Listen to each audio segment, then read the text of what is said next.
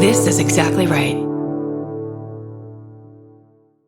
If audiobooks are your thing, or if you've been meaning to listen to more of them, you should check out a podcast called Ear Say, the Audible and iHeart Audiobook Club, hosted by Cal Penn. Each episode spotlights standout audiobooks on Audible across all kinds of genres: sci-fi, comedy, romance, thrillers, and more, with Cal talking to guests who help break down what makes each story worth listening to. It's a fun, easy way to discover your next great audiobook. Check out Ear Say on the iHeartRadio app, Apple Podcasts, or wherever you get your podcasts. Goodbye. The best time to think about home security is before you need it. That's exactly why there's Simply Safe. Traditional home security only alerts you after a break-in has already happened, and that's too late. Simply Safe is changing that. Simply Safe's U.S.-based live agents identify threats on your property and help deter them so intruders never get to your house. The system is customizable so you can build one that fits your home and your specific needs. The 24/7 professional monitoring is effective and affordable and won't lock you into a long-term contract. I think that's what's so scary for so many people is that long-term contract. And like, what if it turns out you don't like it or need it,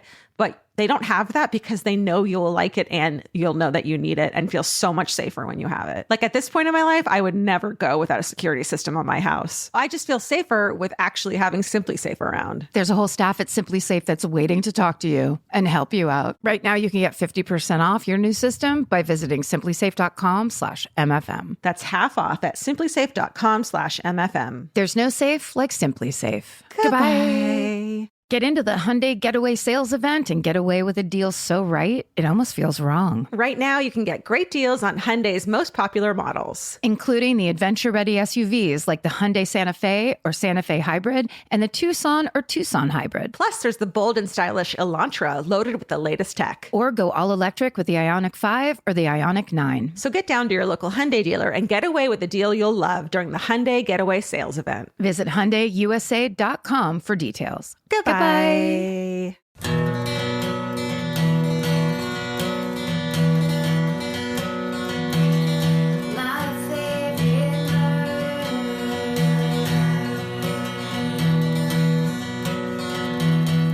Hello. Hi. And welcome to my favorite Mirror Dear, the podcast that tells you it's just things. Fucking tons of random terrible things. Right. Without curse words. That's right. This is an all Christian podcast. Child friendly.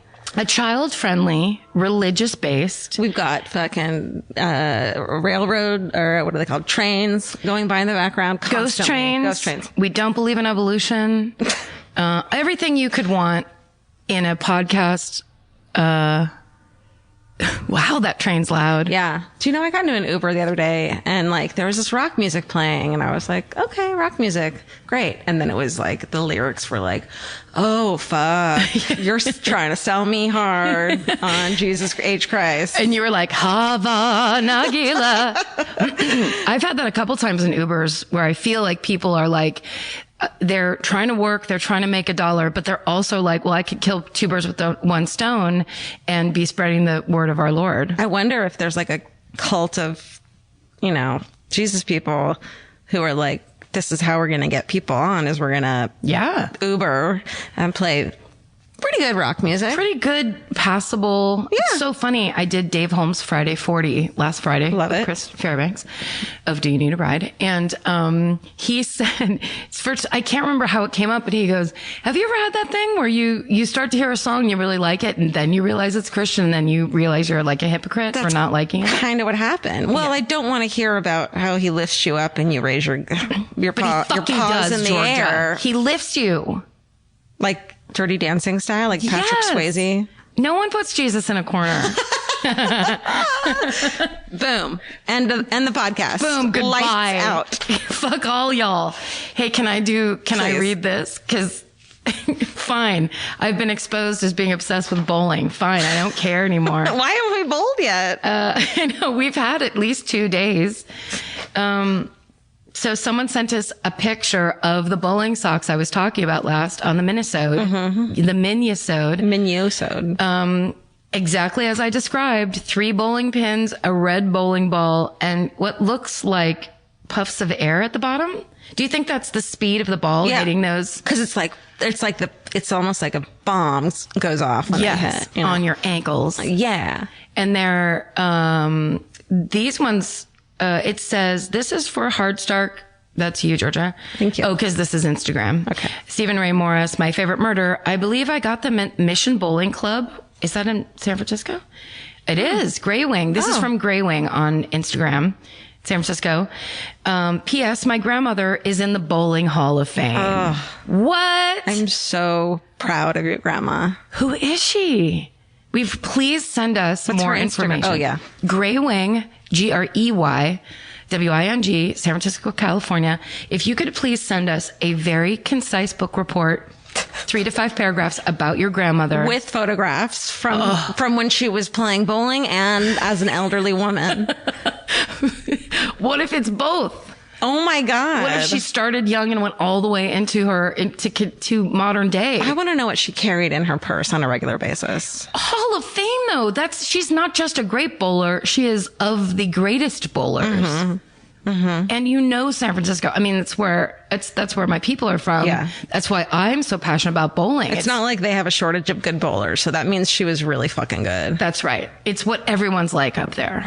It matters. We're going to go bowling soon. Oh, today's Valentine's Day. Oh yeah. Happy Valentine's Day, everybody. Thank you. Well, yesterday was Valentine's Day based on when this podcast is going out. Based on the reality you people live in. Right. Not the one that we truly are stuck in. We're currently drinking coffee and whiskey in. That's right. We're having such a Valentine's Day party. Steven's drinking coffee out of a cat mug, which is his lifelong dream, right? Mm-hmm. I'm drinking coffee out of an FBI mug. Mm-hmm. No, sorry, LA County Coroner mug, which is my dream. Mm-hmm. George is having some nice whiskey on ice. Out of a vintage fucking tumbler glass. Yeah, it looks like something that would absolutely have been left on my grandmother's nightstand. Definitely. And then in the background, there is a train that there hasn't been a train that's come by here in 25 years. We're living our lives.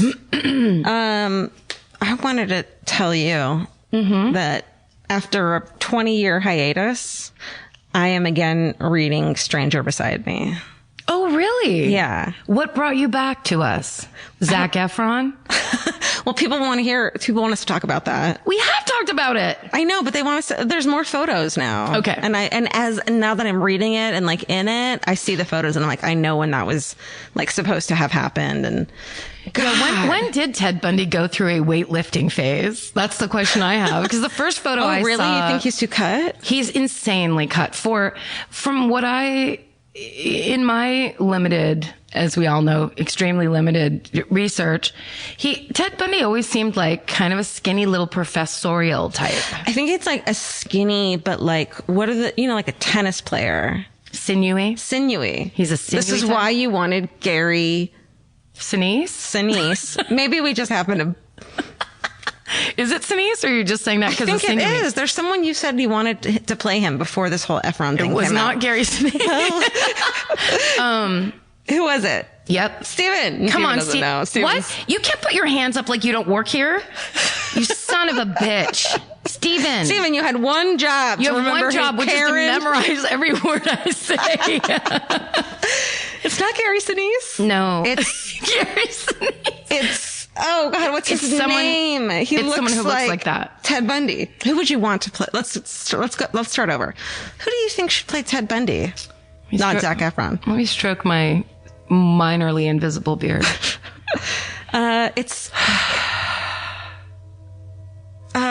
Forget it. Edit this out. No, this is no. one. Steven's saying no. This is Steven's like, you don't decide. He looks like Bill Pullman. Okay. I remember this, and I remember when it hit me. I was like, I'm a fucking casting genius. You were, and he's in the movie. It's not Chris Pine. Is he? No. Okay. I love him. Is he in the movie with Jack Nicholson when Jack Nicholson has Greg Kinnear. Greg Kinnear. There are people who have been screaming at their podcast machines this whole time. Gary and Greg, so similar. You were right there with that G. I mean, with the 4-letter word and the G. Greg Kinnear is with dark hair, because his eyes are he's good looking classically, but his eyes are just enough close together that you are suspicious of his agenda. Is this train circling the apartment? I think the train is coming for us. Can you hear it, Stephen? Okay, good. We're tied on the track right now. It's the 1920s. We haven't paid our rent. Stephen is twirling his mustache as he watches us tied to the track. Oh, good. Buster Keaton's here. Oh, great. I'm having Ted Bundy nightmares. Okay. Because you're in that book. And I keep saying, stop reading this, Georgia. Stop reading this, Georgia. And I can't put it down. It's so good. It's so good. And it's also so dated. And Anne Rule, she should never have died because she just needs to keep updating this book. It's the idea, when she tells that story, the idea that she was this single mother who was working for the police department, but was also trying to be a freelance writer. And she's like, what are the fucking chances? What are the chances? And she's also volunteering at night. What a badass. And then she volunteers next to pretty much second only to Ed Gein or Dahmer, I think maybe Dahmer. Gacy. But I think Ted Bundy was relatable to everyone because he was hot. Yes, he was so tricky. He was the ultimate wolf in sheep's clothing. Totally. He is kind of small. She didn't even believe that he could have done it for so many. She didn't believe it when it was we've found a man in a gold Volkswagen Bug. She called her friends at the detective agency and was like, just look into my friend. I know this is weird. Yes. She even turned him in and she was like, it can't be. It can't be him, but could you look? Because she was like, I can't deny these stacking up facts. Right. But still, it's not him. I know it's not him. And that's the classic sociopath, or psychopath. We didn't know it I wasn't born yet. They didn't know it at the time that was a thing that even though someone doesn't look like a fucking murderer or act like it, those people don't act like murderers. Yeah. Well, now we know what. Well, so the movie is coming out with Zac Efron. I hope he kills it. I'm looking forward to it. I think he will. I think he looks like him enough. And the other thing that she keeps talking about is that he was like a shapeshifter, that he looked different all the fucking time, which is why it was so hard to pin down, is that he kind of always changed his look. That's right. In fact, you can, if you look it up online, and I'm sure most of the people listening have already seen this, but there is a collage of his mugshots, and you can see how the way they couldn't, when he went from Seattle to Utah. And it's not even a beard or not a beard. It's just this look in his face that's so different, and that's the spookiest part. Yeah. And then by the time he gets to Florida, he's just a fucking maniac. Good for Zac Efron, man. What a fucking role. Yeah, I think he can do it. Oh, what a dream. Well, so there's this documentary. He just can't, can I just say this? Yeah. He can't, I hope he knows, and if they're still shooting and he can hear me, don't smile with your eyes. Because that's it. You got to go dead zone. Totally. With those crazy eyes. Totally. Because Zac Efron's a big, he's the reason he's a Disney star is because he's one of those 12-year-old boys that would wink at a grown woman. Ew. It's a specific he's type a Bieber. He's a Ryan, Macbeth. Let's do this again. Oh my God. He's a Ryan. Let's do it some more. Who's the one everyone loves? I don't like him. Steven? Ryan Seacrest? No! Are you fucking kidding me, Steven? He's the one. You know, the blonde one who was in Drive. Drive, right? Oh, yeah. Ryan Gosling. Thank you. He's a Gosling. You were almost fired. He's a Gosling. Seacrest. God damn it. Steven out. Of a job. That's how you fire Steven. What if that's how Ryan Seacrest fires people? Joanne out of accounting. Oh, Joanne out. She did her best. She tried, but... Okay, so there's a documentary that's been being made of Ted Bundy that I really want to come out before. It's the thing of I haven't watched I, Tonya yet, but I made sure to watch the 30 for 30 about Tonya Harding before I watched eventually the Hollywood version. Exactly, because you want to see what really happened. So there's this documentary that this woman, Celine Beth Calderon probably, she's been trying to make, called Theodore, the documentary. And she's trying to raise funds on Indiegogo. She's the first female filmmaker to make a documentary about Ted Bundy, which I think we both know is huge because she's focusing on the victims and not Ted Bundy being this like Marilyn Manson type.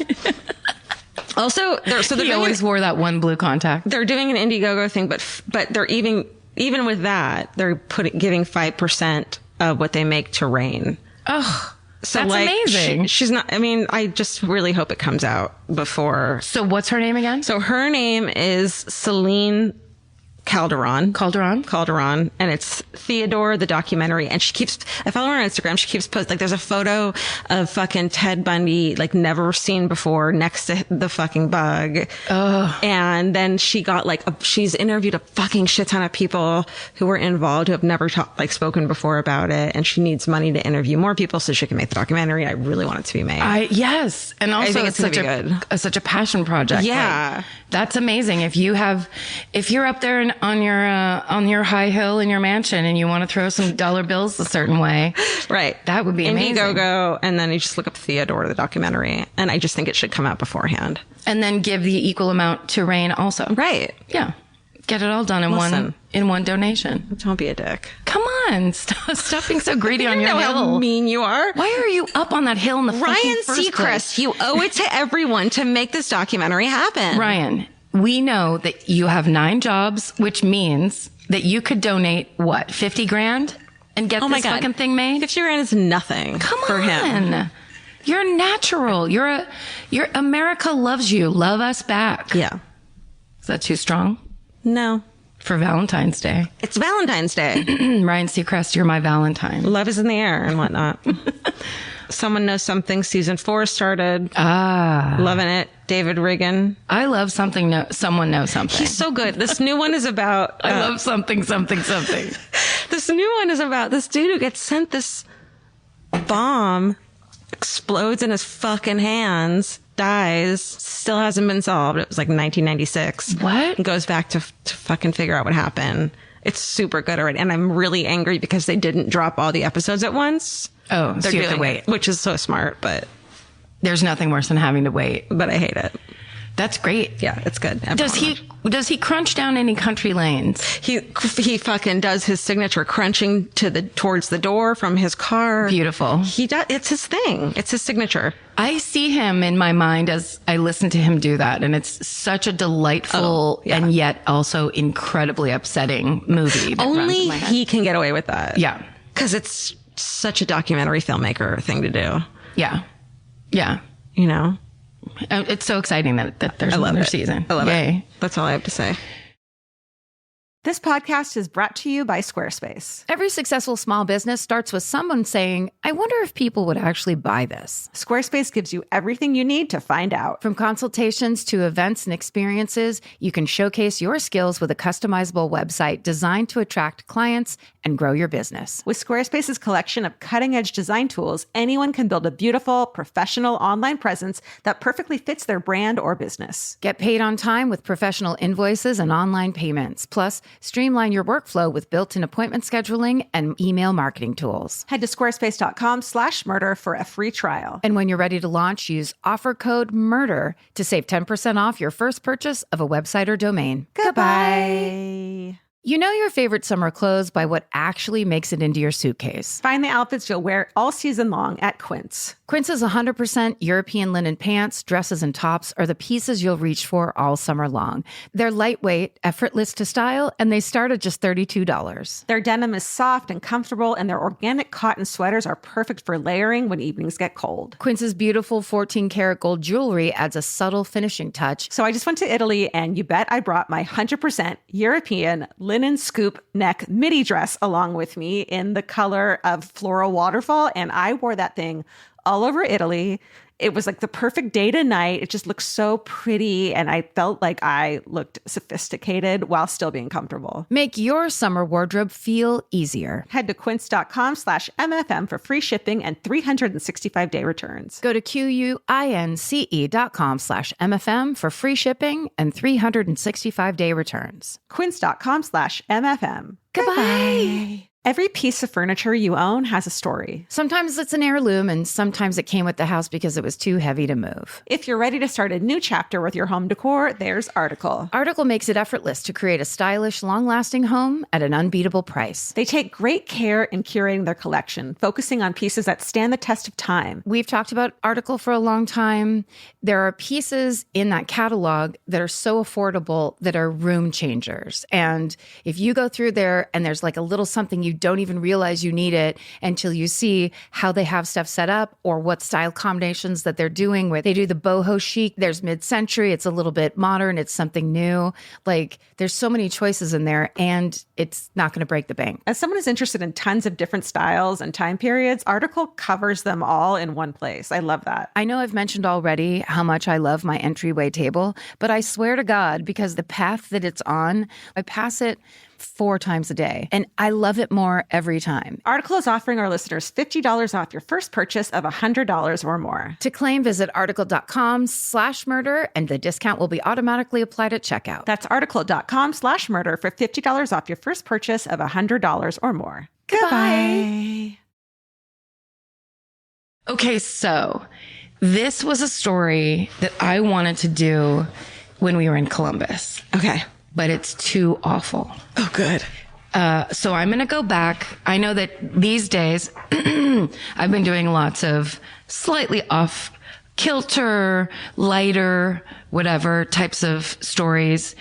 I've gone all the way back to the orig. This is a fucking awful and recent murder. And you can't tell them why you can't do it at live shows. Well, in live shows, well, first of all, we have to have stuff that we can talk about and riff about and connect over and kind of go like, wait, what did you just say or whatever. Yeah. And when it's especially if it's a recent murder, if children are involved, if it's unsolved, if it's, if it's just relentless horror. If it hits too close to home. Yeah. You just don't want to, it's horrible. Yeah. And also I think everyone together, I mean, we've had times where we've talked about really hard stuff, but it can't just be that way the whole time. So, when I was looking this up, I was like, I think it might be worth it because there's an element to this that is so fascinating. It kind of transcends the horror of what happened. Well, I think we should do whatever we want when it's you and I. Yeah. Right. And there's Stephen. But at live shows, it's hard to do really horrific murders. Yeah. Yeah. Just like look up. I mean, there is an interesting element to like grieving with 2,000 people at a time, but not when they're mad at you. Yeah. Okay. It's just hard. But so I can just tell you this and then, tell people me. can listen. I'm just going to tell you. No one about else is listening. Stephen, please put those headphones on more. So this happened in Mount Vernon, Ohio last November. Holy, like as in 4 months ago? 4 months ago. November, December, January. Oh shit. 4 fucking months ago. Happy 2018, by the way. Did we even say that? It's Valentine's Day. Happy Valentine's Day. And then upcoming President's Day. So on November 10th of last year, when Tina Herman didn't show up for work at Dairy Queen, her boss goes over to her house to check and see what's going on. And when he gets there, he finds it littered with beer cans and covered in blood. It was actually described as looking like a horror movie inside the house. Oh, God. So, of course, he immediately calls the police. Tina's not in the house. Her 13-year-old daughter's not in the house. Her 11-year-old son's not in the house. And her friend, whose car is in the driveway, is not in the house. So immediately the police start a massive manhunt. There's people walking around on foot. It's in the air, like the whole area goes crazy. The next night, Tina Herman's pickup truck is found near the Kenyon College campus. They actually, when they found the pickup truck, they did a lockdown on the school. Wow. Because they thought maybe the guy was nearby. Oh, shit. The police interview people that are walking around the area. They don't find anything suspicious. Back at Tina Herman's house, the police that are processing the scene find Walmart bags with a receipt, a Walmart bag with a receipt inside. And the receipt shows purchasing of garbage bags and a large heavy-duty tarp. Never good. All the police are like, you know what? I remember this chapter in school. bad fucking news. So they go to that Walmart that's on the receipt. They check their surveillance video at the time of the receipt, and on it, it clearly shows a very, a young, not very young, but a young brown-haired man, probably in his early 30s, buying these items at the store. And on the video, they can also see when he leaves, they see him drive by in his Yaris. Yaris? I was not expecting that. That's right. There are a lot of people drive Yaris's proudly, and this guy was one of them. So it's all like right there on the tape. Yeah. So the cops go to the DMV, they search the records, they cross-check whatever. Yaris's. They go to all the Yaris owners. Check Yaris. They arrest all of them for bad taste. I'm joking. Oh my God. Onslaught of Yaris Everyone, emails. I know it's a good car. How dare you? I bought this with my own money. Although I have to tell you, my friend Tisha and I bought my Honda Fit at the same time she bought her Yaris. And she was trying to decide between the two. And I was always like, you gotta go with this Honda Fit. And she was like, nope, I think I'm gonna go with the Yaris. And I was just like, I felt so like, it was like smug. UCLA versus USC. I was just like, goodbye. Yeah. We're not on the same team anymore. Wow. I haven't spoken to her since. That's intense. Just kidding. Holy shit. That's how deep this Yaris shit goes with me. Okay. So they find out through the DMV records and his driver's license, this man is Matthew Hoffman. He's a 30-year-old unemployed tree trimmer. Then once they see the pictures, one of the officers goes, I fucking talked to that guy up at the college when we found the truck. Nuh-uh. Yes. Like one of the people he questioned? Yep. He was right nearby. So they're like, call everybody. We're doing the Gather thing. the troop, right? Circle the wagons. Circle the troops. Circle the wagons is what most cops say when they think they have a person. Gather the wagons, circle the troops. Gather our friends and let us go out together and fight crime. Yes. So they fucking send the SWAT team to this guy's house. And so this basically takes 4 days. So 4 days after the family's found missing, the cops kick his foot. I don't know how it happened. Kick it. The cops kick down the fucking door. Yeah. Matthew Hoffman is sleeping on the couch inside in the living room. And are you ready? No, your face looks unhappy. Well, it's not horrifying, but it's this. They find the entire living room is filled with leaves. What? Huge pile of leaves. Leaves. Leaves. Piled so high that the police feared bodies might be buried underneath them. What the fuck? So many fucking leaves. Mount Vernon Police Detective Craig Feeney told the Columbus Dispatch, so much runs through your mind. What if somebody's hiding under that pile? Or in this case, I thought, what if that's where he's hiding the bodies? What the fuck? Leaves. Leaves. They walked down the hall to the bathroom. No, don't do it. You want to pull up these pictures? I brought pictures for you. This is how I found this story. And it stopped me so cold. I was just like, what in the fuck are we doing? Oh my God. Oh my God. So this is the bathroom. No. I'm showing you the picture. What? The walls of the bathroom are lined with plastic shopping bags filled with leaves. And it looks insulated. Like when It looks like this insulation, like before you put on the drywall, you put bags of that say leaves. Kmart and thank you. And of like perfectly filled bags of leaves. Perfectly spaced, perfectly hung, each one right up the same width, same depth of, it's not like sloppy. Bags of leaves hung on the wall. What the? Piles of leaves on the ground. I've never heard of this. Because it just happened, I think. Oh, and so you saw Yeah. them. So it's not even like, it's just leaves, legitimate. It's not dirt and it's not gravel. It's just leaves. And isn't that something that's absolutely from like a David Fincher movie? Yeah, because it's one of those things where it's like, it doesn't mean anything, but it's so creepy. Yes. As it is. Just like the moths in Silence of the Lambs. Right. Where you're like, it's just moths. It's not that big of a deal. People collect insects, I guess. I mean, a bit. Yeah. They touch. Yeah. But when that moth lands next to her, and when she's like, may I use your phone, please? I always have to get one of those in there. Okay, so. Love it. Finally, they go down into the basement. The basement, there's a door closed and it's barricaded with this big sewing machine cabinet thing. When they break down the door, they get inside. They find Tina Herman's 13-year-old daughter alive She's bound and gagged, and she's laying on a makeshift bed of leaves. This dude loves leaves. I mean, it's so and it's this dank, creepy basement, obviously. She's been raped, and she was wearing a plastic bag with holes cut it for legs like a diaper. So creepy. Oh my God. He's arrested, taken into How custody. the fuck did I not see this? I don't know. Twitter's algorithms are really disappointing me. I mean, I was so... Like, this was one of those ones where I was just like, I don't know. I think this is the kind of thing that people that are interested in true crime, when you hear a story where you're like, sorry, what are we doing? Like, what is this? But like, I was in Columbus with you and I was like looking up Columbus murders to do for the show. And I didn't fucking see this. Right. Okay, go on. I mean, I feel like it was breaking news. Yeah. Most of the articles that I found to tell you about this they were waiting for, like, basically once they found the girl, they still didn't know where the family was. And they still didn't know. They were like, we still have 3 people missing. Thank God she's well. And just so you guys know, they did print her name when they first reported on the story. Right. Then when they realized she was a sexual assault victim, they stopped printing her name. So that's why I'm not saying her name. Okay. So they're questioning Matthew Hoffman.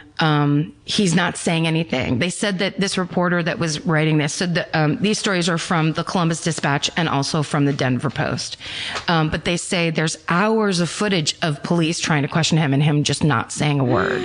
And then finally, he tells the police that he wants to confess because he has a bad dream about being at a food processing plant. Oh no. Mm-hmm. So he tells police he opened up in the dream, he opened up a trash bag at the food processing plant and he saw cut up body parts and he got a knot in his stomach and it all, quote unquote, came back to him. And so finally he confesses to the murder of Tina Herman, her 11-year-old son, Cody, and her friend Stephanie Sprang, whose car was in her driveway. Oh no. He tells police that he waited in the woods across the street from Tina Herman's house the night before. He was up in a tree, leaves, unemployed tree trimmer. He's got a tree issue. He's up in a tree. He watches the house all night. At 9 a.m, he sees Tina Herman leave the house.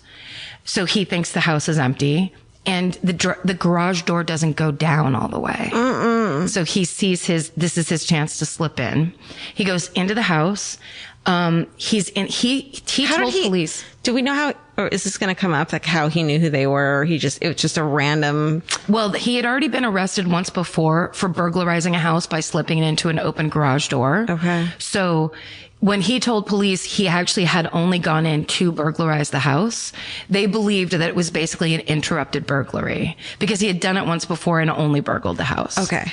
And there's other extenuating circumstances in his life that are different on this one. But basically, Tina and her friend, Stephanie came back, to the house and interrupted him an hour after he broke in. And so he stabbed them both to death. Holy shit. Yes. And then he's dismembering their bodies and the kids come home from school. So he stabs the 11-year-old boy to death in the doorway. The 13-year-old daughter runs to her room. He grabs her. He ties her up with an electric fan cord, and he puts her in his truck or in his. I can't. It's really weird because he did this thing where he had a Jeep. But then he also used Tina's truck. Right. And that's why he's the one that left it at the college. Right. And he had gone on foot back somewhere and he was walking back to drive the truck back to her house. And that's when the cops started talking to him. So he had this and he could play it cool. They didn't even suspect him. Yes. So something is fucking wrong with this dude. That's the old psychopath. They don't get nervous. They can look somebody in the eye and be like, yeah, I'm just here on the bike path, chilling out.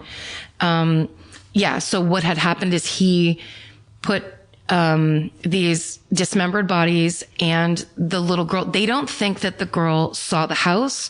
Like maybe she was blindfolded or something because she didn't know anything about her what mom was going on. Her brother were dead. Or... No, she didn't know. She just knew she was kidnapped. Baby. So he dropped her off at his house, put her in that basement, then left. He drove to the Kokosing I'm sure I'm saying it wrong, the Kokosing Wildlife Area, which was apparently he was a big outdoorsman, and he went there a lot and camped out a lot and, liked trees a lot. He, with a rope and pulley system, he pulled their body parts up and put them into a 60-foot hollow tree. What? And hid them there. So holy shit, that wouldn't even cross my mind. Yes. No. It's it's beyond the perfect and most obscure hiding place. The police were like, if we didn't make the deal, because he said, I'll tell you where the bodies are if you don't give me the death penalty. The police were like, if we didn't do that, we would have never found these bodies. That blows my mind, because I have this, this in mind of where are all the bodies? There are, over the whole globe, there are bodies hidden in crazy forests and weird places. And that wouldn't even fucking cross my mind. Now I have a whole nother fucking thing to worry about. Well, and also because it's up so high that it's all this premeditation. It's this plan. It's this everything about it. And then it also makes me go oh, who put Bella in the witch elm? Yeah. It's that weird, the tree thing. It's real. Oh God. Now I have a whole nother thing to worry about. Yeah. It's so crazy. We can lump it right into just the forest issue that we always do. Yeah. File it under that. Yeah. It's just not going to be buried this time. Right. Okay. Basically, he planned to then, once he went and picked that truck up, he was going to take it back to her house, burn the house down, and get rid of all the evidence. That was his plan. And then he told police that he also planned he said he was really nice to the daughter and that he planned to just keep her for a little while. They played video games, they read books, they watched movies. He gave her hamburgers, blah, blah, blah.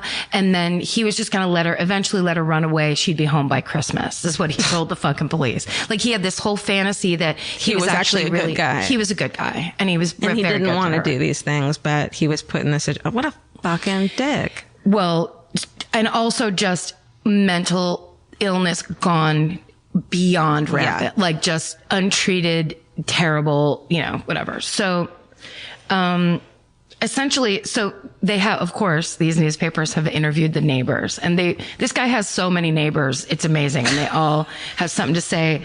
One of the neighbors said there's only 2 trees near this guy's house. So neighbor Jeanette Columber said he can't have possibly got that many leaves from that tree. So he has to haul leaves in here from somewhere. Do we know what the deal with the leaves are? I mean, he's just obsessed with them? Yes. It's they did interview, and I think this is from the Columbus Dispatch.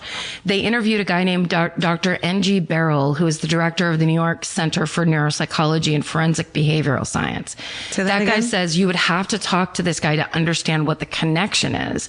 But it's clear that this guy is mentally ill beyond what we associate with normal serial killers or murderers or psychopaths, because normally serial killers are not technically mentally ill. They have these character disturbances, but they know what's happening and they know that they're doing wrong. They like it. And that's part of the reason they get pleasure and gratification from how the terrible things they're doing and the torture that they are inflicting on other people. He thinks that this guy had some other thing happening, and there was obviously lots of other issues at hand. Oh my God. It's so fucking nuts. So, the neighbor, let's see. So Jeanette said, I don't know where those leaves could have come from because there's no trees around here. Then a neighbor named Henderson Butcher says that Matthew Hoffman was friendly, but used to play around the trees around there a lot. He'd throw ropes up in the trees and had a hammock up in there. So in some part of the neighborhood that did have trees, he would go in and be in them all the time. Okay, fine. Right? Donna, fine then. Fine. That's fine. Just go do that. Yeah. A lot of people like trees. Donna Davis, Dawna, my favorite spelling of Donna ever. It's all the good 70s names combined into one name. She was another next door neighbor. And she said that she told her children to stay indoors when Matthew Hoffman was outside. Oh, that's chill. Yeah. And she said that he had moved in alone a year before. and that his girlfriend had lived with him temporarily, and then she moved out a month before the murders. And she said, this is what she said to the Denver Post. He'd sit up and listen to us up in a tree. He had a hammock and he would just sit there and listen to us. Oh my He God. was just different. He was very different. And Oh my God. she said that he walked to Foundation Park almost every day and was a, quote, nature person who collected leaves. So I guess Foundation Park was a park, Yeah. the park nearby that the other neighbor's talking about. Yeah. And he would just go up in there. Also, his house was in foreclosure. And it had been, it started in January. So he was, I think, at the end of like a serious, probably psychotic break. Yeah. He makes that huge confession. And, he also killed the fucking family dog. No. Yeah. So once he makes the confession and he asked the investigator, if I write down the location of the bodies, he hadn't given away the location yet. Yeah. And he said, if I write these down, can I then make a fake, like, attempt to escape and you shoot me?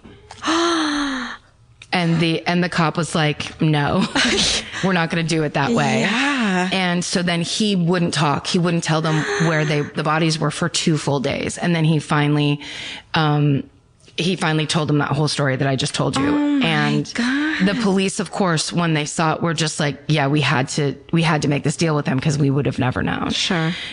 So in the end, Matthew Hoffman pled guilty to 10 felonies, including aggravated murder and rape, and he was given a life sentence without the possibility of parole. And the Knox County prosecutor, John Thatcher, said that this Knox County has never seen a case like this before. It has to rank in Ohio history as one of the worst homicide cases ever. My favorite murder history too. I mean, Dude, so like, I thought those leaves would like have something about like he buried the bodies and had to put the leaves somewhere. well, It's no, oh, just yeah, like psycho. directly. It's Yeah. just, but that psychiatrist that they talked to said, obviously this is all, he has some kind of a delusion and some kind of an obsession.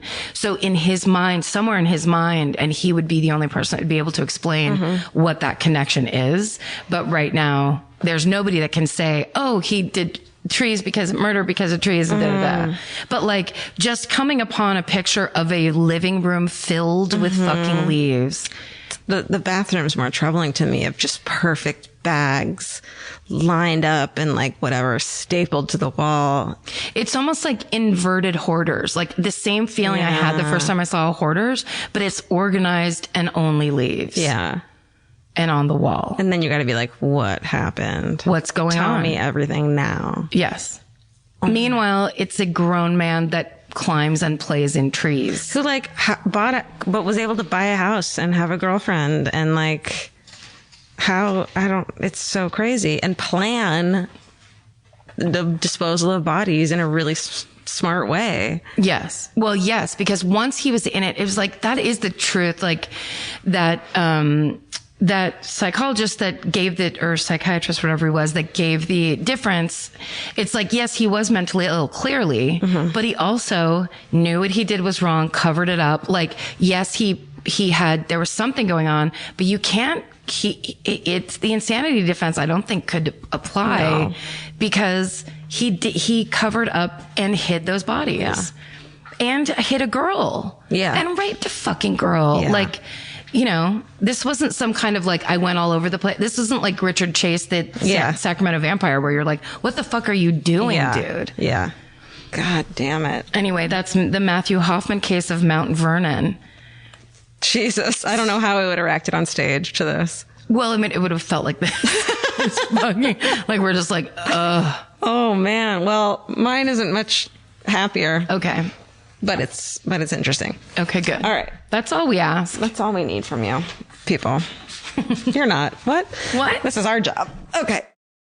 Get into the Hyundai Getaway Sales Event and get away with a deal so right it almost feels wrong. Right now, you can get great deals on Hyundai's most popular models, from hybrids to EVs and more. Score on the adventure-ready SUVs like the Hyundai Kona, Tucson, Santa Fe, or Palisade, or the bold and tech-inspired Elantra. And the most advanced and capable Sonata or Sonata Hybrid yet. Or go all-electric with the Ioniq 5 or Ioniq 9. But getting away with a great deal is just the beginning, because every new Hyundai is backed by America's Best Warranty. Which means you can shop with confidence and drive with unrivaled peace of mind. So get down to your local Hyundai dealer and get away with a deal you'll truly love, but don't wait. The Hyundai Getaway Sales Event won't be around for long. Visit HyundaiUSA.com now for details. Goodbye. Support for today's episode comes from Square. Nobody starts a business because they love payroll. Or invoices. Or business. And that's why there's Square. Square brings your payments, inventory, scheduling, staff, online orders, and reporting together in one connected system. You can take payments in person, online, or on the go, and track sales and inventory in real time. Instead of juggling a bunch of different apps, Square keeps everything connected behind the scenes, so you're spending less time fixing problems. Whether you're just getting started or growing your business, Square is designed to grow with you without complicated setup, contracts, or hidden fees. If you're starting a business or running one that deserves better tools, Square helps you sell, manage, and grow without slowing down. Right now, you can get up to $200 off Square hardware at square.com/go/MFM. That's SQUARE.com/GO/MFM. Run your business smarter with Square. Get started today. Goodbye.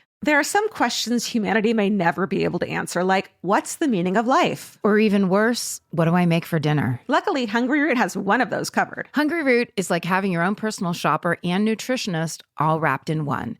They'll take care of the weekly grocery shopping and recommend groceries and meals tailored to you. Imagine a world where shopping, planning, and cooking food is simple and stress-free. That's a reality with Hungry Root. Once you tell them about your goals and preferences, they fill your cart with personalized recommendations. And those recommendations get smarter as Hungry Root learns more about what you did or didn't like. Most of Hungry Root's recipes can be made in just 15 minutes or less. I complain about dinner and cooking and that kind of stuff constantly, and Hungry Root provides exactly the thing I'm complaining about's solution. Like, they make a zesty chicken avocado sweet potato bowl that is exactly what I want at the end of the day, but would never, ever take the time to make. And with Hungry Root, it's just right there. It's waiting for you. For a limited time, get 40% off your first order, plus get a free item in every box for life. Go to hungryroot.com/MFM and use code MFM. That's hungryroot.com/MFM, code MFM, to get 40% off your first box and a free item of your choice for life. Goodbye. All right. Well, this is one I hadn't ever heard of. Okay. Even though it's basically the French Jean Bonnet. Oh, Have you heard of this one? Madeleine McCann? No, it's the French Madeleine McCann. Oh, okay. An actual French citizen. That's English. Right. It's the Madeleine McCann Jean Bonnet En français. in French. Got it. French bread, French dressing. With a side of French. This is L'Affaire de Petit Grégory, or The Case of Little Grégory. Oh. Yeah. Okay. Already awful. It's one of France's most high-profile murders. So in 1981, in the small village of near Valognes in eastern France, 26-year-old Jean-Marie Villemin is promoted to foreman at the car parts factory where he works. So after his promotion, Jean-Marie and his wife, Christine, who's 24, like so young, right? Yeah. Start receiving threatening anonymous phone calls from a person who knows a shit ton about their family. And he calls himself the Raven. Oh, no. Yeah. What? Yeah. So this person is calling, threatening.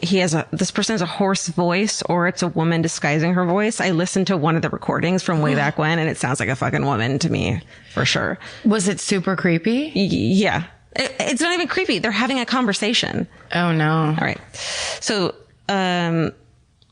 the person is angry with Jean-Marie. Once Jean-Marie had been promoted, they think he's putting on airs. He's got a lot of money. He's not joining the union. And so a lot of the articles about this and like every video is in French. Sure. So it's really hard to get information. I had to do a lot of Google translation bullshit. So some of it might be off. Like the raven thing, it's called the crow in a lot of different like translations. Which is a totally different horrible death. Yeah. Yeah. So Always ask me for French stuff because I took all the way up through French too. so Volange is Volange. It's Volanges. Right. There's some fucked up things here. Okay. So they're pissed off at Jean-Marie.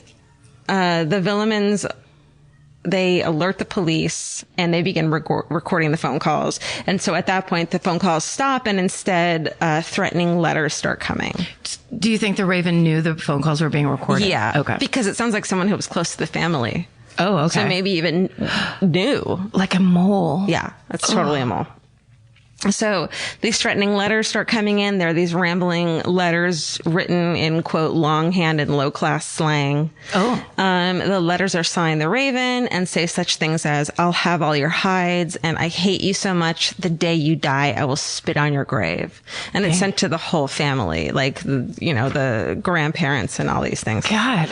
So a window of the house is broken in the Villeman house while Christine is at home alone with the couple's young son named Gregory. Oh no. And also all the tires are slashed on the family cars. So someone is threatening them and it's a small town and the person knows a lot about them. The harassment goes on for 3 years. Whoa. Without the Villemans or the police having any idea who was behind it. And then on October 16th, 1984, at around 5:30 p.m., Christine, who's inside doing some ironing, goes out to bring Gregory in.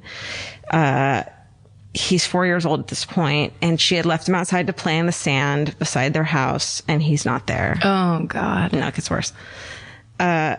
She gets in her car to drive around the small town looking for him, thinking maybe he just wandered off. But at that point, Jean-Marie's brother receives a call at work from an unidentified person telling him, I have taken the boy. Oh. So a search begins, but by 9:30 that same night, Gregory is found in the Volon River 4 miles from his home. Oh, God. Yeah. So this is there's so many similarities to Jean-Benet case in this. So little Gregory, he's this sweet boy. There's this photo of him in the same way that the photo of Jean-Benet looking all smiley and beautiful is, known to us for ages. This photo of Gregory is the same thing. He's sweet, smiling boy with messy curly hair, little 4-year-old. He's found bound hand and foot. He's fully dressed. There's a photo taken at the scene by a journalist.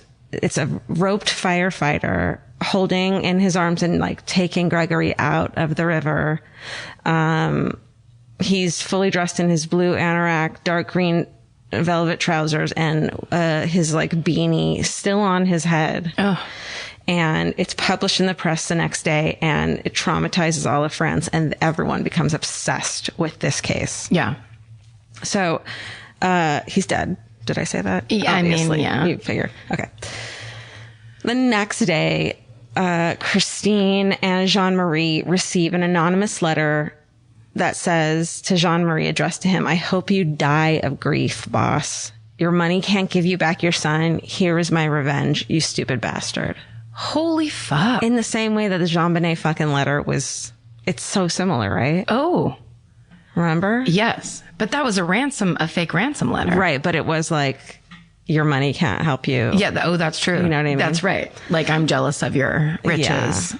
Okay. So the investigation doesn't fucking start well. The lead investigator put on the case, he's the only investigating magistrate in the district.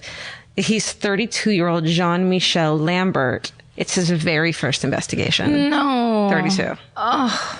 I wouldn't trust a 32-year-old to watch my fucking purse for 5 minutes. Dude. Sorry, Steven. How old are you? 30. Fuck. Wait a second. My wallet's gone. Steven. No, that's too young. Too young. You need experienced people. Yeah. It's a big fucking difference. You need people when it's an important thing. People have to know what they're doing. They have to have experience. They can't be in a state of I need to prove myself. That's exactly right. It's less like I don't know what I'm doing than I don't know what I'm doing and I need to act like I know what I'm doing. Yes. So I'm going to fucking overdo it. I can't listen. That's exactly what happens. You can't help me. Yeah. Oh, yeah. Well, it's the same thing with the Jean Bonnet when they sent the young, inexperienced cops on Christmas fucking day. Okay. So 32-year-old Jean-Michel Lambert, first investigation. First of all, he fails to secure the crime scene. And he also doesn't order a full autopsy. So the autopsy has been criticized forever because it was incomplete and sloppy. So they don't know. There's no bruises on the body. Pathologists attribute the death to drowning and contact with the cold water. They're not totally sure. They disagree whether he had been drowned in the river or in tap water. Because the water in his lungs contained none of the microscopic organisms that one would find in a river. Ew, that's awful. I know, but they didn't do it. But Lambert was like kind of trying to spare the parents by not making them over autopsy poor Gregory.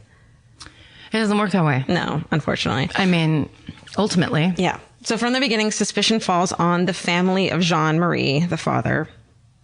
His parents, brothers, aunts, uncles, and cousins all live nearby. And when Jean-Marie is promoted to foreman way back when, some of the family members had been unhappy about it. So they think that the person who was writing the letters, the Raven, and the killer might be part of his family. Out of like jealousy, basically? And he has a big family that all lives in this area. Okay. So, police force 140 members of the Villemin family to take handwriting and dictation tests to compare them to the letters and phone calls that have been going on. Wow. 140. Wow. They copied pages of the writing, including the text of the last message from the Raven. And a month after Gregory's murder, the 15-year-old sister-in-law of Jean-Marie's cousin. So Jean-Marie, the dad of Gregory, his cousin, whose name is Bernard LaRoche, his cousin's sister-in-law, this is confusing, who's 15 years old. So she's just like nerdy, redheaded 15-year-old, totally early 80s, like not much, maybe a Duran Duran shirt on, but like no makeup. She's not like punk rock or whatever. Jean jacket. I can see her. Yeah. A comb holding one side of her hair back. Yeah, but like really nerdy comb. Yeah.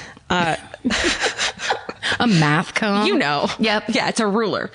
She's 15 years old. She comes forward and tells investigators that the cousin, her brother-in-law, who's married to her sister, 29-year-old Bernard LaRoche, is the murderer.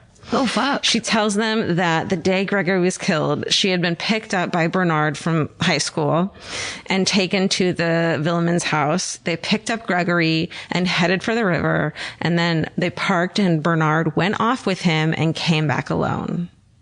What? So she's fucking pinning it all on her sister's husband. Okay. Who's this like smiley, big, boisterous looking, mustachioed, messy 80s hair dude.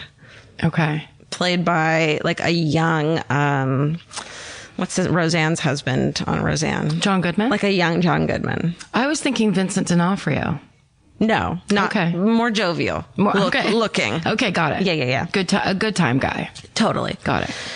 But like, why are you smiling inappropriately in this photograph? Oh, you know what I mean? Yes. Like, there's a photograph of the cousin, his wife, and his wife's, and the young Muriel. Her name's Muriel Boyle.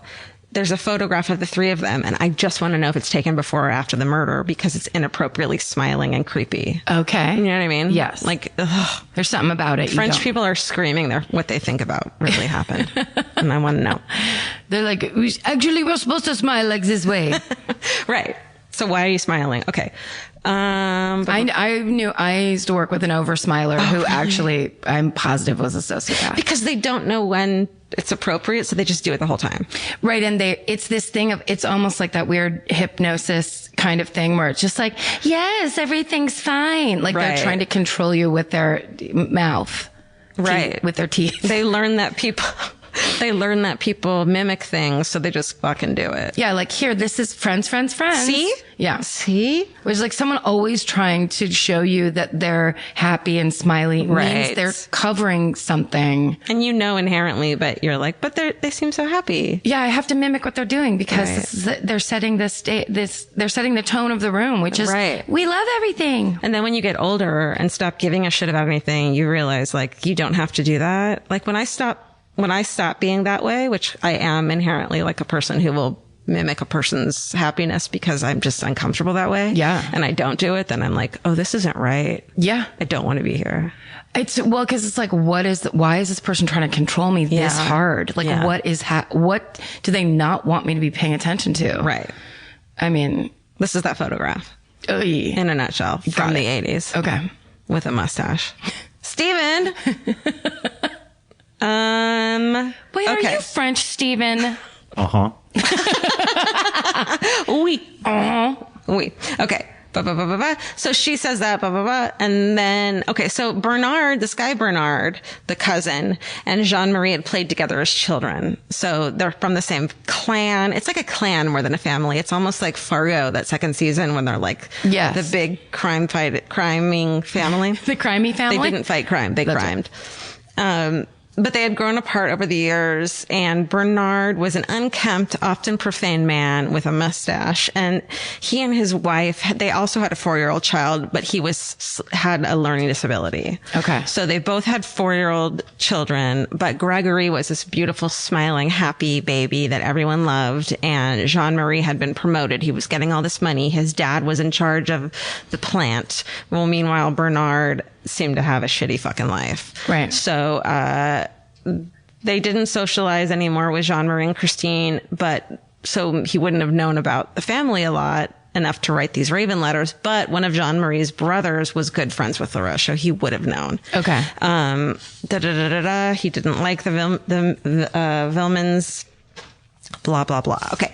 So this chick Muriel's like, my fucking brother-in-law did it. I'm 15. What's up? Yeah. At the spot where Muriel said they had stopped, the investigators find it's a vial of insulin and a syringe they find on the ground. Okay. They make the investigators think that Gregory had been put into a hypoglycemic coma before being thrown into the river. Okay. So that made him unable to Do anything. right. And Yeah. he was also tied up. Yeah. So, but there had been no toxicology report because the autopsy wasn't done correctly. So they didn't know, they didn't look for needle marks, anything like that. And so Muriel says she wasn't aware of what her uncle was doing. She had just been sitting in the car, but it turns out that Muriel's mother, Janine, was a diabetic and that Muriel was her insulin injector. Oh, So she might have been more involved than she said she was. because she would know how to do it. Right. Or she would even have provided them with it. But then why would she fucking go to the cops and say he did it? Like if she's involved. That's a great question. Sorry, Why would she do it? No. It's true. Why would she do it anyway? There's just a lot of questions here. Well, yeah, I mean, like that's the first. And most. She's 15 and feels as an adult and knows there's right and wrong. And your fucking bullshit fights with families don't matter. Yeah, because that's such a huge, it's such a stretch from I hate my rich cousin who gets everything to I'm going to kill a child. Like not even kill your cousin. Fine. Kill an adult man. Yeah, whatever. exactly. But to take away the child is such a, I want you to suffer specifically. Yes. It's most crazy. It's so awful. Right. Okay. So, they test Bernard's handwriting, and experts say he had written 2 of the poison pen letters, including the one sent the day after the murder. So they say it's Bernard. It matches him. It matches him. And this is in the time where they knew nothing about handwriting analysis. Like that's back in the Zodiac times where they're like, nah, it's not him. It's almost like it's in a time when they thought they knew everything about handwriting analysis. And now we know that they know nothing about handwriting. You know what I mean? It's Yeah. like the opposite where they're like, you can tell everything from that. And Yeah. now we're like, no, you can't do that. Right. You're making all kinds of insane assumptions. Exactly. And you sound really fucking smart. yeah. Right. So Bernard is arrested. And then Muriel gets, the 15-year-old gets sent back to her family's house. And a couple days later retracts her entire statement. What? everyone is like, Muriel like was bullied by her family into retracting that statement. Oh, Everyone thinks that. okay. How dare you turn on the family? How dare you On the brother-in-law, this, you know, there's like insane like family, like going back probably hundreds of years within this small community with this family. Right. Or these families. And against the prosecutor's advice, Lambert, the police investigating 31-year-old dude. So the police investigator, even though, the public prosecutors like, don't fucking do this, they let Bernard go. Because she retracts her statement, and they're like, well, then let's let her go. But then that's it. Well, Because then there's no evidence that he's involved. they were saying there's other evidence, right? So Yeah. why wasn't he held? Oh, yeah. Okay. On the day of his release, Jean-Marie, Gregory's dad, in front of a bunch of journalists, vows that he would kill his cousin Bernard. Of course he did. Right. He vows to kill Bernard. To journalists. To journalists. Oh. The LaRoche family tries to get police protection, but the police are like, nope, Oh, no. nope, you can't have it. And so, true to his fucking word, on March 29th, Jean-Marie waits outside his cousin's house, and when he gets home, pulls up, he fucking approaches his cousin, Bernard, and shoots him with a hunting rifle. Oh, fuck. Bernard dies. Oh, my God. The cousin dies. Goodbye, John Goodman. He's out of the picture Jean now. Goodman Jean Goodman. is dead. It's like if fucking John Ramsey had shot, you know, his boss. It's just insane. Yes. These steps people are taking. Also, it seems like reverse police work where it's like, let them go, don't investigate, Right. like don't get details going. Yeah. Like everything is, it feels like Arrest someone now, quickly. And Yep. then let them go. And then try this. And it's just like Panic. It's amping everyone up. yes. And especially small town, like anywhere in the world. Like Boulder. Yes. You know? Exactly. Small town life where everyone knows everyone's business and there's gossip and there's Right. pressure. Exactly. So Bernard dies. Jean-Marie immediately turns himself in, and he's sentenced to 5 years for the killing. Whoa. Yeah. Meanwhile, Lambert, the police dude, is like, I know who fucking did this. I'll tell you who fucking did this. And he starts to build a case against Gregory's mother, Christine, Whoa. for the murder of her son. At this point, she's 6 months pregnant, too. Let's add that in for fun. Because this is a fucking Lifetime movie, apparently. Yes. He's saying that the mother killed her son. Uh-huh. Okay. This 33-year-old fucking investigator. He's been 31, 32, and Listen, 33. They're all the same. Everyone knows. Well, time is passing, actually. Right. Okay. So 3 locals who worked with Christine swore that they saw her at the post office on the day before Gregory's death when the revenge letter had been posted, which is like, I don't think it was true, but also who gives a fucking shit, you know? Like they're saying they saw her mail the revenge letter? They're saying they saw her the day the revenge letter was mailed at the post office. Okay. All right. Graphologists argued that there was an 80% chance that she was the letter's author. So again, with the fucking JonBenet ransom letter. Right. And we're all like, right. But then they'd already said that he... Right. The That he judge- signed that. They said, yeah. Yeah. They already said that the cousin was. Right. They're Responsible. just changing it per the... Okay, go ahead.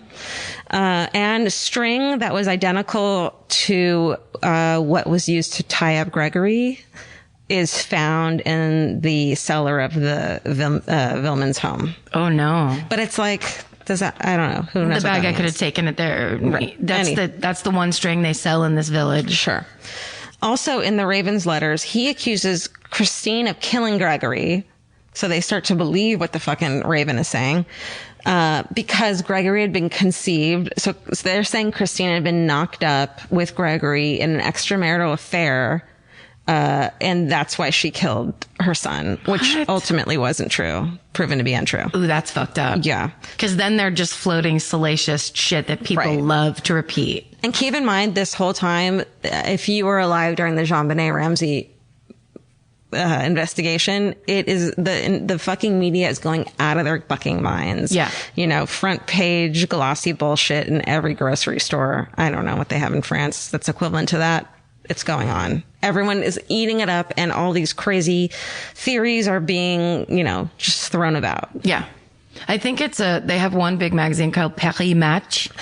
And it's just pictures of people smoking and then terrible stories like this. That's what it is. Yeah. It's there. Yeah. Christine ends up getting charged with the murder of her son. No fucking way. Oh, because it's this guy's idea. Yeah. He's the Lambert. I was going to say the king of police. He's the French king of police. He is the king. So the king of police, Lambert, charges Christine with this murder of her son. Fuck. Based on this evidence, places her in a pre-trial detention in July of 1985. In protest, she goes on a fucking 11-day hunger strike and is released. And it isn't until... Wait, sorry, that works? I guess. She's pregnant. Remember? Oh, no. Yeah. So she's released, and it isn't until... But they also, I think, didn't have anything to hold her on. Right. Cut to 1993. It isn't until 1993 when the case is taken over by another investigating judge. Finally, someone who's hopefully over 50, Maurice Simon. For real. That she's cleared. So between 1985 and 1993, people are speculating whether or not it's her constantly. And Maurice Simon is like, does some fucking, you know, judgy magic thing, sprinkles something on her that's like, she's never allowed to be fucking tried for this again. Like, oh, good. Makes it so she can never be brought up as a suspect again. Yeah. Which is pretty amazing. That's like, isn't that double jeopardy? No, because she had never been brought to trial. But he was just saying like, this is now put to rest. Yeah, you and can't don't bring dare. her up as a fucking suspect again. Yeah. Seems pretty decent. Yeah. The mother of the dead child. Right. Yeah. And like photos of her, man, at this time are heartbreaking. There's a lot of photos going on, and it's so 80s and so sad. Okay. And then in 2000, the year 2000, you've heard of it. The case is reopened when Christine's family demands that DNA tests are carried out on the fucking stamps that are in the fucking letters. Yes. Yeah. Yes. Unfortunately, there's hundreds of these letters. 3 separate traces of DNA are found, but none of them are identified. What? For some reason, none of these fucking... Okay. Not much happens until this past June of 2017. Whoa. Yeah. Okay. So we're both fucking... We're all about 2017. We're currenting this fucking episode. I love it. So in June, 32 years after Gregory's murder, 32 years... no one has been taken into custody for the murder since 1985 when his mother was fucking taken into custody. So no one has even been a suspect. 3 people in connection with the case are taken into custody. Whoa. Okay, ready for this? Yes. So, okay, the aunt and uncle of Jean-Marie, Gregory's father, and Bernard, the dead cousin, Jacqueline Jacob, she's 72, and her husband, Marcel, is 71, are arrested. No fucking way. Fucking old people. They were like in their 40s at the time? 30 years, yeah. 80s, 90s. 40s. Okay. So, okay, it's so fucking confusing. So, Marcel Jacob, the husband, the dude, is one of the younger brothers of, okay, it's basically Jean-Marie's dad married Marcel's sister. Okay. It's Gregory's great aunt and uncle. Got it. Okay.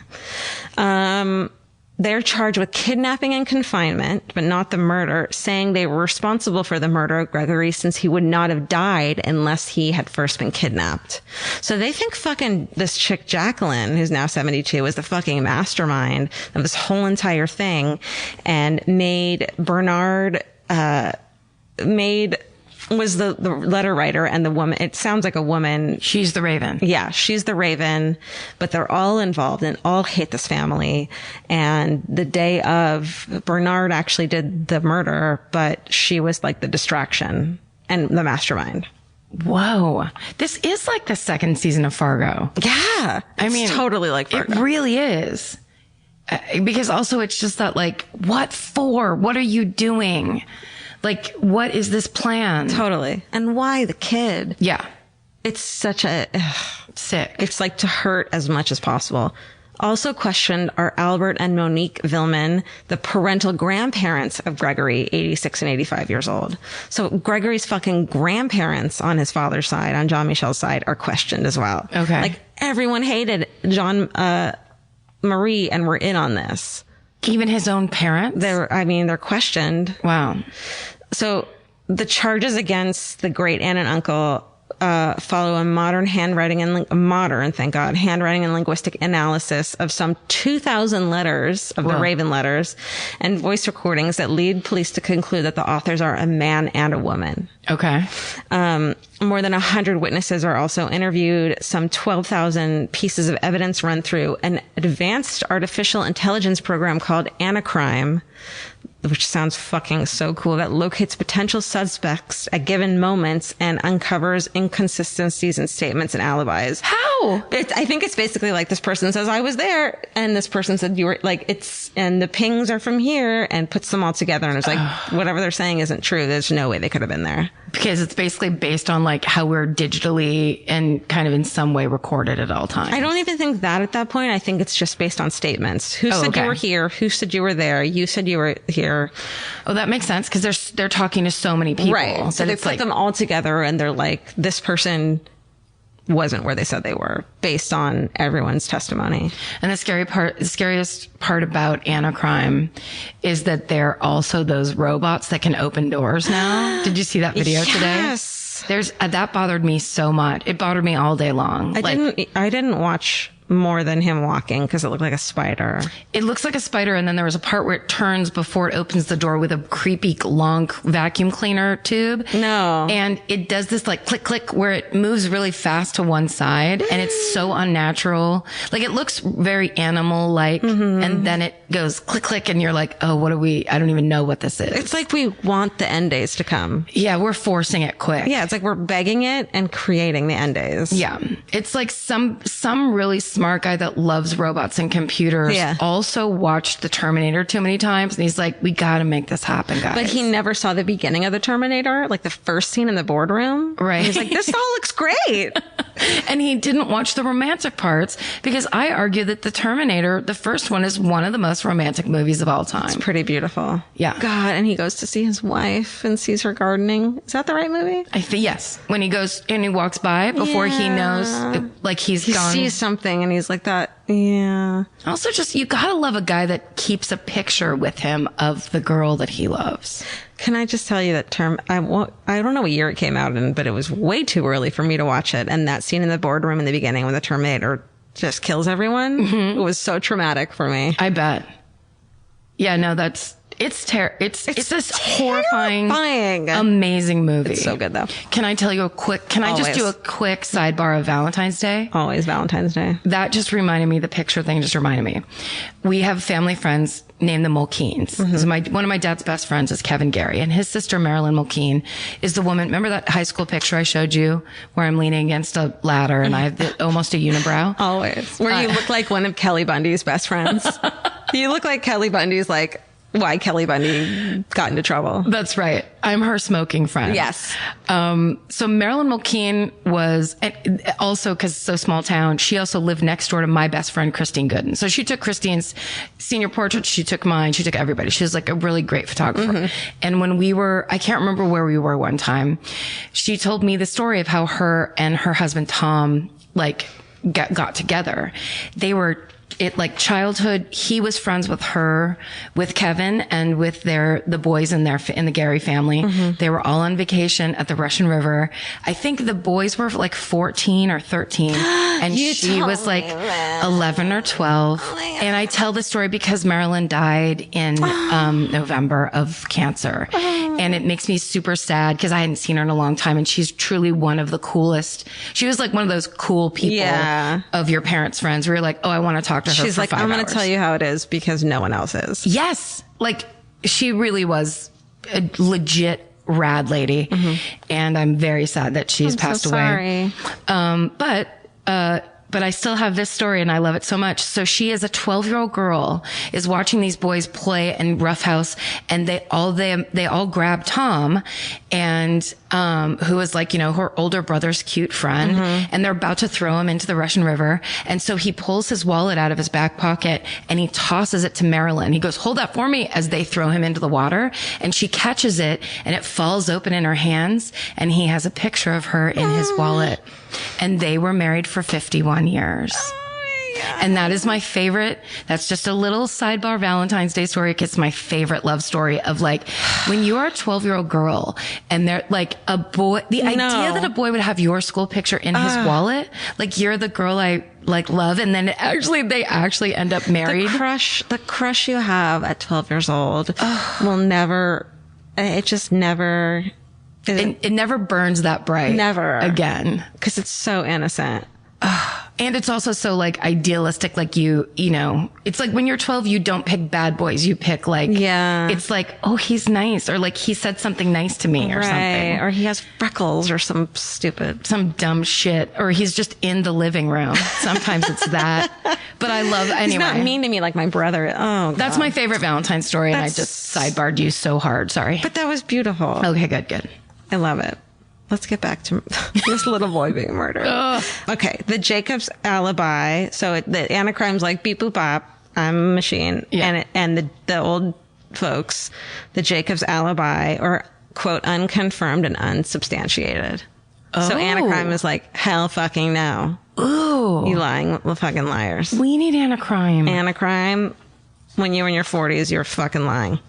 Also arrested is fucking Muriel Bowl. Remember her? The fucking little redhead, 15-year-old?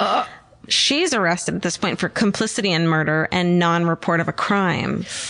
So they were like, you knew more than you were saying at the time. Yeah. And we're finally getting down to cases. However, so she goes on a hunger strike again for a few days. Whatever. A month after they're arrested, let's go back. Remember Jean-Michel Lambert, the 30-whatever-the-fuck-year-old investigator who got taken off of the case? Yeah. In July of 2017, just a few months ago, he's 65 years old. He's found dead in his apartment from suicide. What? A plastic bag over his head. By 1987, he had been replaced by Maurice, as we said. And Maurice wrote at the time in his personal notebooks that Lambert had an intellectual disorder. And he said, I am in the midst of a miscarriage of justice and all its horror. About the accusations against Gregory's mother. In his suicide note, Lambert proclaims his certainty about the innocence of Bernard, but he says he no longer has the strength to fight. So at this point, he still thinks that, I don't know, the mother is responsible or whatever whatever he thinks, that Bernard is not guilty. Right. He can't let go of his own first instinctual theory. Right. Yeah. We also learned several other letters have been sent since the restart of the investigation in June. A prosecutor has been threatened with death by the Raven. What? So the Raven's back? Letters are still being fucking written. Holy shit. By 2014, nearly 3,000 press articles, about 50, papers, a TV movie, and 15 books have been made about this case, and it's still ongoing. And so we will update you when we find out. But that is the case of the affair of the Petite Grégory. The case of Little Grégory. That is so heavy. How have we never heard of that? I've never heard any of that. I must have seen it late night in one of those listy things that you've never heard of, and saw this photo of this sweet little boy with this, he's so French and cute and sweet and messy little hair and horrible. It's just awful. Well, and also just that it sounds like things are so bad, so entrenched that people have just went insane. Like they were surrounded by their family and their competition and their small town bullshit. Well, it's like you look at this story and you're like, how could this have happened? And then this happened and it's so insane. And then you're like, well, the same thing happened with Jean Benet, and I'm still fucking casting aspersions and being like, it was the brother. Of course. Or it was this or it was that. And then the mom dies of cancer and I'm still like, maybe she had something to do with it. Or the letter looked like her handwriting. And we're doing the exact same thing. Because you want some fucking clarity. Yeah. You just want someone to step forward and go, yes, all this other shit has happened. It's just same with Jack the Ripper. But you just want someone to come and go, we finally have the one, we have who did Here's it. the answer. The answer. Clean, clear, not involving 17 relatives or whatever. Yeah. Just like whose plan was this and who did it. Well, I think, and fucking French people, please let me know what everyone thinks. Cause I have no way of knowing if everyone's like, no, what are you talking about? Everyone knew this person wasn't involved. Right. That I'm saying is guilty. I have no way, I can't give my opinion because I can't fucking understand any of the fucking videos. I don't understand half of what's going on. Half of it. Like literally there's like 5 articles in English and like 2 videos that you can put subtitles on. Bonjour, français. Yeah. But faster. But at a speed of 100. Of asking at the speed of 100. They're all like, I don't understand any of it, but I want to know. I know. So, well, that would be amazing if people actually have the like insider scoop. here's what we think. Yeah. I think what everyone thinks is that this great aunt and uncle, the great aunt especially, is like the devious fucking matriarch of the family who planned the whole thing, including alibis, and Bernard did it. Fuck. But your own family? It's just dark. I mean, yeah. I think it's just like this anger, jealousy situation. Oh, are you ending this with showing me those bowling socks again? Because everything is sad and awful and it's the only light we have in our lives. What if I hold up a bowling sock every time things go so dark into the human existence of... That's all I want is a bowling sock. Steven, look at it. Steven, look at the bowling sock. Steven was really bent over. He was really bent over just now, Horrified. feeling those French feelings. And we just have to remember these bowling socks. French feelings are stronger than regular feelings. God damn, that's awful. I know. Okay, so we're going to end this differently right now, right?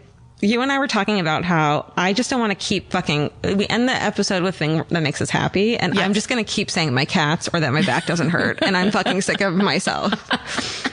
Right? So like, we're going to save this for like, what were we going to either read a thing or... Well, I brought a thing. I have a thing. Okay, great. I tried to actually do something. Great. And I have a recommendation that makes me really happy. So like after this episode, go watch this thing I'm going to tell you about because this is the worst. So great.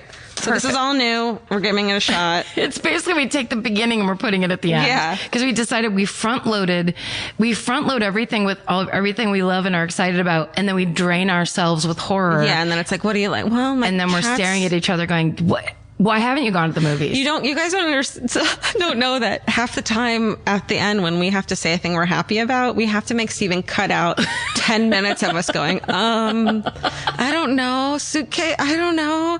Cause it's just so depressing. It's depressing, but also I think that we are afraid to overly plan. We just want to have this be the most natural conversation possible. I don't like the planny of like, anytime I come with something in my pocket, it feels fake and clunky. Yeah. So I always think like, when we get there, something's going to pop into my head that makes, you know what I love? But then you're like, I love hash browns. You're like, I just talked about a dead kid. Yes. This feels terrible. It's not enough. It's never enough. No. This is why Elvis meows at the end of every episode. Yeah. It's because when we did an episode once and we were like, how do we end this? I was like, oh shit, let's have Elvis meow. Yes. Let's just start talking about something else entirely. Let's have something. Okay. So that's what we're going to do. Mine is, do you want me to go first? Sure. It's not that great. Do it. It's just a good thing that I like. That's great. light Same with mine. and fluffy. Okay. There's this Netflix movie. It's a Netflix movie. It's a horror comedy about vampire roommates.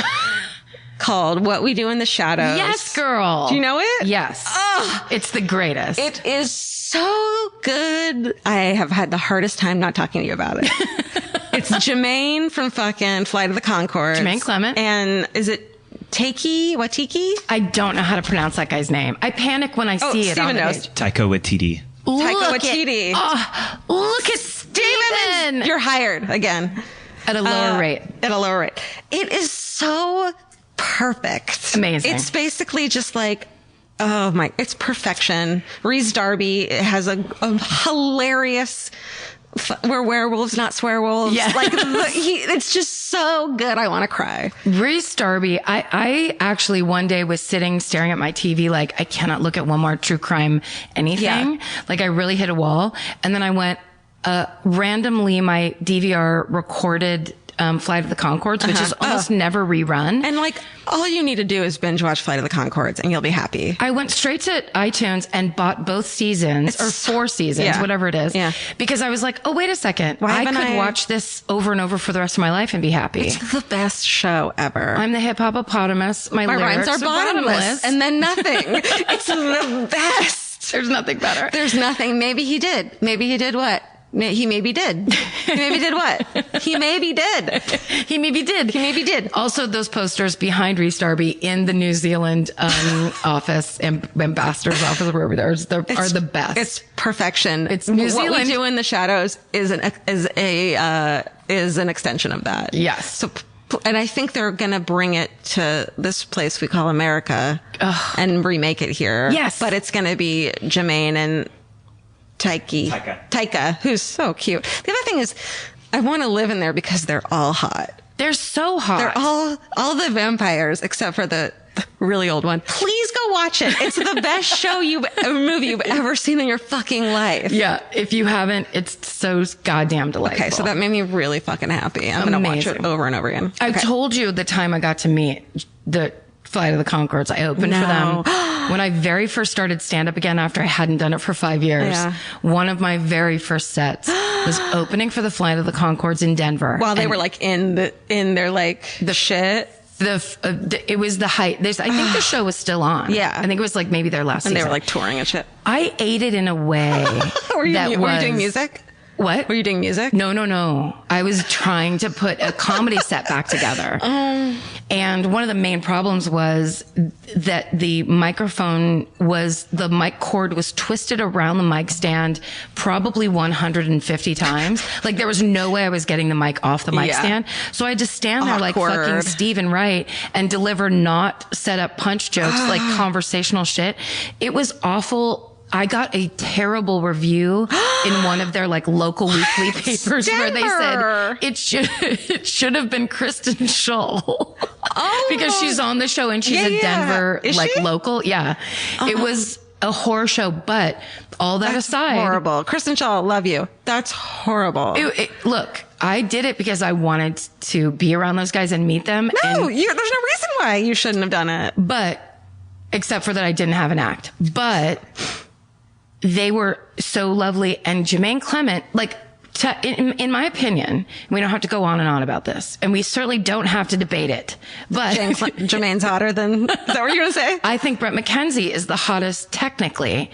Yes. But we like a big guy. Well, also, when Jermaine Clement walks toward you to say hello, thank you for opening the show for us, a wind kicks up indoors and his hair blew back. There was a thing that happened where I was standing there like, what in the living fuck is coming toward me right now?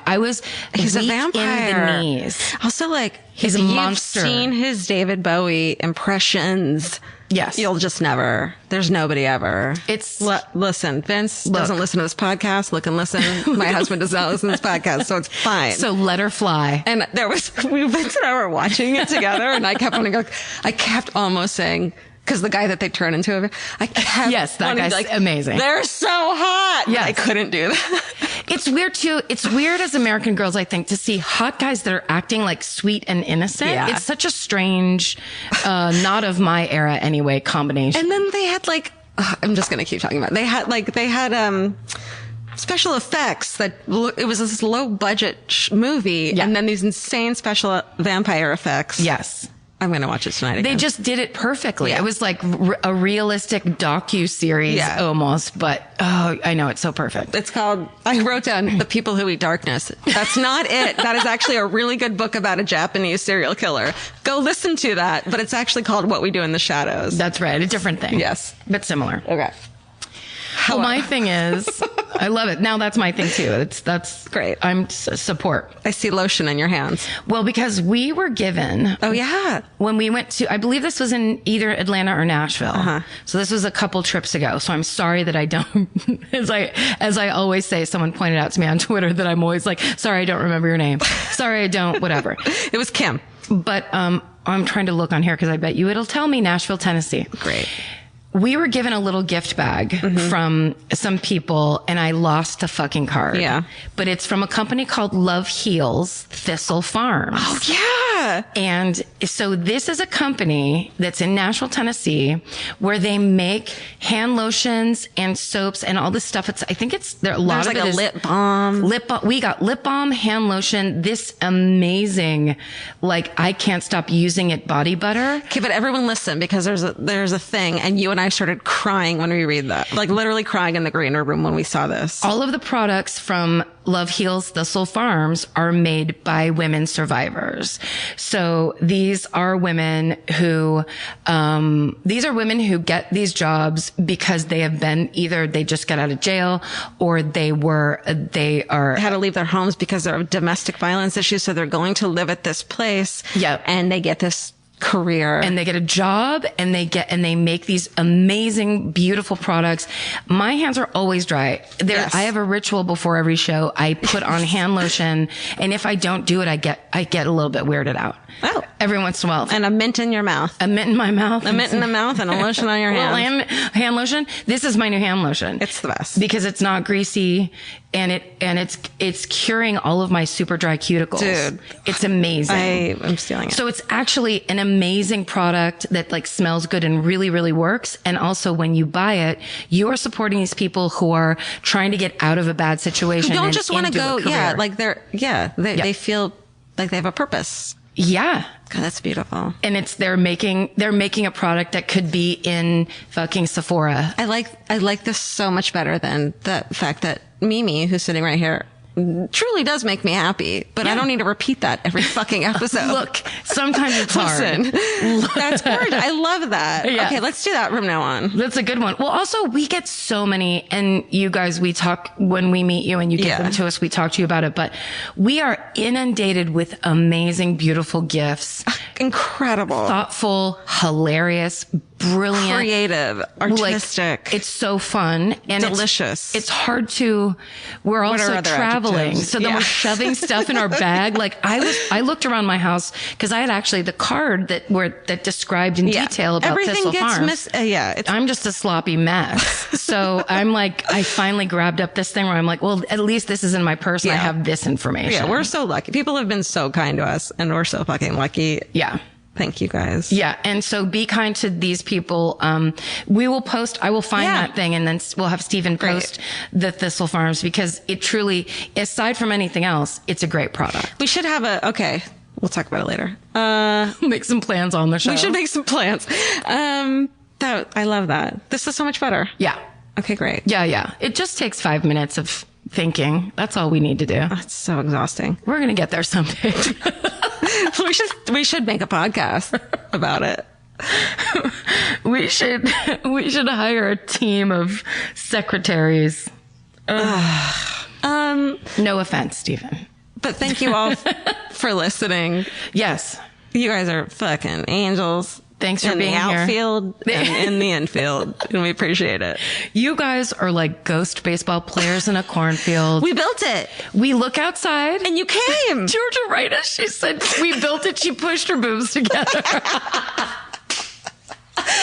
built it. I love grabbing my tits. Thank you guys. Stay sexy. And don't get murdered.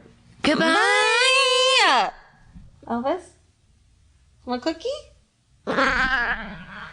If audiobooks are your thing, or if you've been meaning to listen to more of them, you should check out a podcast called Earsay, the Audible and iHeart Audiobook Club, hosted by Cal Penn. Each episode spotlights standout audiobooks on Audible across all kinds of genres: sci-fi, comedy, romance, thrillers, and more, with Cal talking to guests who help break down what makes each story worth listening to. It's a fun, easy way to discover your next great audiobook. Check out Earsay on the iHeartRadio app, Apple Podcasts, or wherever you get your podcasts. Goodbye. The best time to think about home security is before you need it. That's exactly why there's Simply Safe. Traditional home security only alerts you after a break-in has already happened, and that's too late. Simply Safe is changing that. Simply Safe's US-based live agents identify threats on your property and help deter them so intruders never get to your house. The system is customizable so you can build one that fits your home and your specific needs. The 24/7 professional monitoring is effective and affordable and won't lock you into a long-term contract. I think that's what's so scary for so many people is that long-term contract. And like, whatever turns out you don't like it or need it, but they don't have that because they know you'll like it and you'll know that you need it and feel so much safer when you have it. Like at this point in my life, I would never go without a security system on my house. I just feel safer with actually having Simply Safe around. There's a whole staff at Simply Safe that's waiting to talk to you and help you out. Right now, you can get 50% off your new system by visiting simplysafe.com/MFM. That's half off at simplysafe.com/MFM. There's no safe like Simply Safe. Goodbye. Cheap Caribbean's Jet Set July sale is here. Right now, save $200 on vacation packages of 4 nights or more with promo code 200BEACH. Whether you're dreaming of Cancun, Jamaica, or the Dominican Republic, your next vacay just got more affordable. Don't let summer pass you by without the beach. Use promo code 200BEACH and get more sand for your dollar. Head to cheapcaribbean.com today to book your beach vacay. Goodbye.